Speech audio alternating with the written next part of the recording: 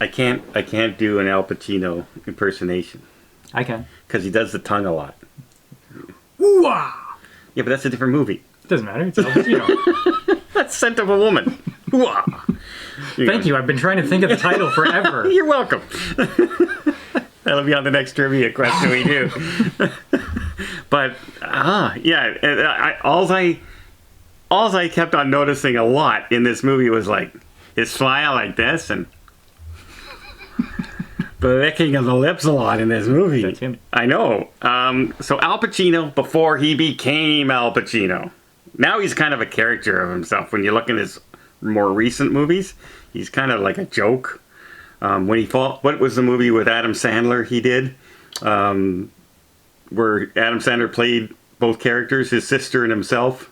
Jack and Jill? Yeah, isn't she fall in love with Al Pacino in that movie? I remember him being in that movie. Yeah, well, he is. And his hair's all like up all over the place. There are two actors that are before my time that are legends, but I don't really know a lot of their stuff. One is Robert De Niro. Yeah. One is Al Pacino. And they're usually grouped together.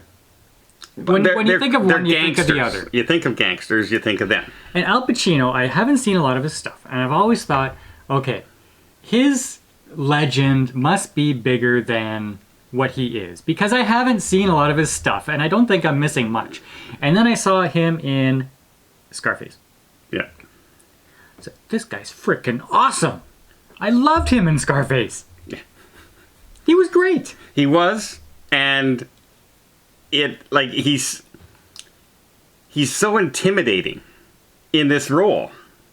If you know it, you just don't know what the guy's gonna do. Okay, so wait, let's set it up. Scarface was a remake of a really, really super old movie. It would have to have been. Made in 1983, directed Brian De Palma, written Oliver Stone, and you can see it. Both of these people have huge influences on the style of this movie, because this movie is very stylized. And, okay, that's all you really need to know about Scarface. The movie. Okay. Well, it also starred Michelle Pfeiffer. Yeah. And this was one of her first starring roles ever. Okay. Yes. Okay. Now, boom. You got these guys, they want to escape Cuba. They're in prison. They have a way to get to America. And they have to kill somebody. They kill him. It's not because they want to kill him, but it's their way out. And so they make their way to America. And now they can live their dream. They start at this grill. And then they have an opportunity to get into the drug trade. Because these guys come and say, hey, do this for us and we'll make it worth your while. That's where we start. Yeah. Well, in history at the time, Cuba was finally allowing people to leave Cuba to go to the United States to be with their families. And Castro thought, hey, great way to empty my prisons. Mm-hmm. And so he sent 25% of the people arriving were all from prisons. Say what you want about Castro. That was genius. That was genius. Because we had Jimmy Carter here in the United States, and he was saying, welcome everybody. And we welcomed 25% criminals in all those people that came over. So that's where we see the beginning of the movie. He's in the detention center, and his friend comes up to him and says, hey, the way out of the detention center is you got to kill that guy. And he was so happy to do it. They didn't even only kill him, they taunted him before they killed him.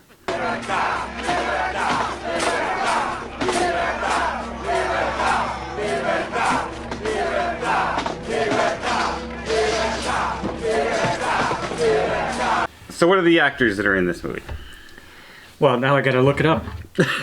We had it. We literally just mentioned Al Pacino is Tony Montana. Tony? Okay, fake name. Michelle Pfeiffer is Elvira. And Stephen Bauer is Manny, his best friend. Mary Elizabeth Good luck. Mary Elizabeth Mastrantonio. Yeah, you butchered that a little bit. Is Gina. And Robert Loggia is Frank. Yeah. Okay, great. So Al Pacino is just a regular guy, it seems like. And well, he's actually an assassin. He has the tattoo of an assassin. So in his home country, that's why he's in jail. He's an assassin. But they're criminals. But when they're just hanging out, when they get to America, They seem like just regular jokes. Yeah, they're working at a fast food place. They're talking about girls, and Al Pacino isn't all, high and mighty and a criminal personality when you first see him. He's just kind of a guy. But he's ambitious. He wants to be the king of anything he does. Yeah, so the car drives up with these drug dealers in it and say, hey, do this for us and you can make a lot of money. And that's when the pit bull comes out of Al Pacino. Because he talks to them like you shouldn't talk to them. Yeah. Oh, they're the killers. Oh, maybe I shouldn't tell them, hey, go, yourself. So they take the job, and things kind of go south. And this is one of the parts of the movie that I didn't really like, because I thought it was very poorly shot. They walk into what turns out to be an ambush kind of thing. They're double-crossed in a drug deal, and almost killed. And I thought the sound editing was terrible. I don't know if they did that on purpose, because it might have been the version we watched. De Palma has his weird ideas of style sometimes, and I didn't like this. I like what happened in the scene. I just didn't like how it was shot. Yeah, and it involves torture and a chainsaw, and you definitely couldn't show anything like that back then. I have to mass audiences. Don't know. So, but I don't know. This movie is 3 hours long, and most videos that you see are going to praise this movie as an epic classic that should be seen and is an art piece and blah, blah, blah. And I don't care. I don't care. I'm watching it and I'm saying, is this entertaining? I don't care about metaphors and archetypes and little things for filmography or cinematography and stuff like that. Is it entertaining? And having watched it in 2022, for the first time, I could say it was long. It was extremely well acted. And it was long. And I would not look at this as a classic. Now, at the time, maybe it had different appeal to people. I have no idea. I heard that a lot of critics didn't like it at the time and only years later look back at it and call it a classic. I don't know. I would not call this an epic film. It was just okay. I liked watching Al Pacino and all the other actors in it. They did a good job. It was overly long. The filter on the camera was kind of bland, which is their stylistic choice. Would I call it a classic? In filmography, maybe, but for entertainment-wise, I don't think so. See, I'll disagree. And because I'll go along with the journey that Tony took. And you saw a character go from just being this carefree guy that just wants to get money, get out of the country and everything, and eventually, freestyle. He's meeting gangsters in foreign countries, and he's negotiating deals that he's not supposed to negotiate. So he's that character who's taking the risk and everything. And he transforms himself into this neurotic guy, and near the end, where everybody's against him and nobody he can trust, and everything has to be security.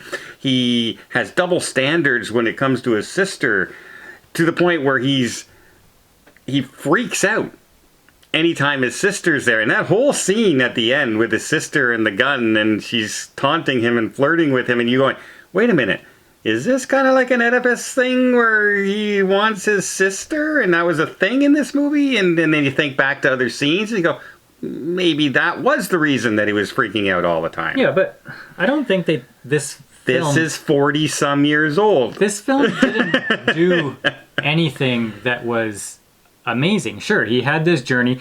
He took a lot of risks. He was a bulldog. But, I know where he started and where he ended up, but it was such a long length of time. It was like the span of, I don't know how many years, but we just assume that he made it to this level, he made it to this level, he made it to this level, and because it's cut throughout his life to get there. And I don't know, it was fine, but it didn't stun me. It was well acted, fine. You also see, you got to think back to the time that this film came out and the kind of movies that were coming out at this time. This was a long period piece story of a story that usually wasn't told back then. So it was classic in that way. Okay, entertainment value wise. Well, you know what? Like, I can read a really long book. It doesn't mean it's good. It's been years since I watched Scarface. Years. And I still enjoyed the movie when I watched it. Yes, I did enjoy it. Yeah. But I'm wondering, should it be held way up here? Like, maybe I don't have the faculties. That's true. Because I didn't watch it at the time, and I'm not an art student, and I don't care about like all the different things outside of the movie that went into the movie. I just care about what I see on screen. So maybe those people have a different lens, and they say, oh, for sure, this is a classic. Like, people who watched Jaws when it just came out, they say, oh my God, this is the greatest thing in the world. And I watch it now and I say, well, it was okay. Yeah, but you have to take into account when it was made and what else was being made at that time and compare the differences.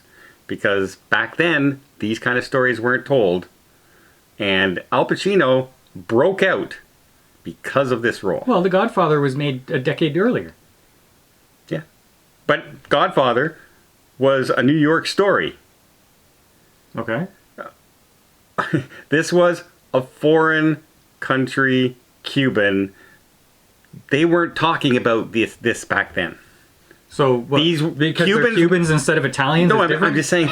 No, but think of well, we had the Italians in New York. It was a different time. It was the Italian mobs. Those were big in history in the United States. This was something Miami wasn't talked about as a crime place back then. Miami Vice never happened yet. So this was different back then. There's a reason he blew up. There's a reason Al Pacino blew up. There's a reason Oliver Stone is one of the thought as one of the best writers out there. Michelle Pfeiffer, she was pretty humana in this. It's just a pretty one-dimensional character, but she was good. I enjoyed watching her. Robert Loggia, I always like watching him. Robert Loggia. And I really dug it's not a real be careful what you wish for aspect. But it's more like Frank, Robert Loggia's character, warns Tony that, you got to keep your head down if you want to be successful. You got to, go under the radar. Reach that level and just be there. Don't stick your head up and grab for too much, because that's when trouble starts. And, you think, oh, Frank is a coward and we're rooting for Tony because Tony has the cojones to be the top dog. But it was good advice, because the whole premise of the show is, the world is yours. Sorry for you, because it's not exactly what you expected, is it? Yeah. And in this one part, Frank tries to assassinate Tony. And Tony sets him up in a trap to prove that he was the one behind his assassination attempt. By having that phone call come in the office and seeing his reaction to the phone call. Had he gone, who the heck is this? He knows that's not him. But he goes, yeah, all right, I'll handle it. Boom, you're guilty. And you have no choice. And at one point you think, and I think this was one of those first films that did that old trope that everyone does nowadays. No, I'm not going to kill you. You guys kill him. This was one of the first ones to ever do that. So there's a lot of things that we take for granted now. Oh, that's old hat. We see it all the time. That happens all the time. And back then it didn't. So you got to take a lot of that into account. I enjoyed the movie. Will I watch it again? Yeah. But years from now, probably. I won't watch it again next week. I don't think I have time left in my life to watch another 3-hour version. That's right. Your fortune said he's dying in 2023. So, hi. No, it was a good watch to know what people are talking about. I'm surprised that it's considered so legendary, but there you go. All right. Well, on that note then, guys. Oh, when he says, say hello to my little friend. I always thought it was a machine gun. It's not. It's a friggin' missile launcher. Okay. Do you want to play rough? Okay. Say hello to my little friend. He just happens to have in his closet. Well, that's because everyone who says that in the spoof movies and everything is always holding it like a Tommy gun or something. But speaking of classic movies, in the comments down below, he doesn't know classic movies too much. So tell us a movie that you think is truly a must-watch classical movie. Everyone's going to say Casablanca or Schindler's List or The Shawshank Redemption. Well, we've seen some of those, but try and come up with one that we haven't seen that you think is an absolute must for a film buff. Not Christmas ones. I've seen the Christmas ones now. There's still more. There's a lot of Christmas history. And until next time, we'll see you on the channel.